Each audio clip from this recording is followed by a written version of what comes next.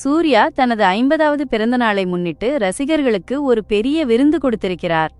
இன்று ஜூலை 23, 2025 அவர் நடிக்கும் கருப்பு திரைப்படத்தின் டீசர் வெளியாகி ரசிகர்கள் மத்தியில் பெரும் எதிர்பார்ப்பை கிளப்பியுள்ளது. ஆர்.ஜே.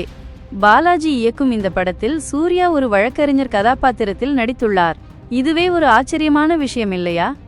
டீசரை பார்க்கும்போது இந்த படம் முழுக்க முழுக்க ஆக்ஷன் நிறைந்ததாக இருக்கும் என்று தெரிகிறது. சூர்யா நீண்ட நாட்களாக ஆக்ஷன் அவதாரத்தில் பார்க்காத ரசிகர்களுக்கு இது ஒரு சூப்பரான ட்ரீட். டீசரில் அவர் காட்டும் அதிரடியான காட்சிகள் ரசிகர்களை சீட்டின் நுனியில் வரவைக்கும் என்பதில் சந்தேகமில்லை.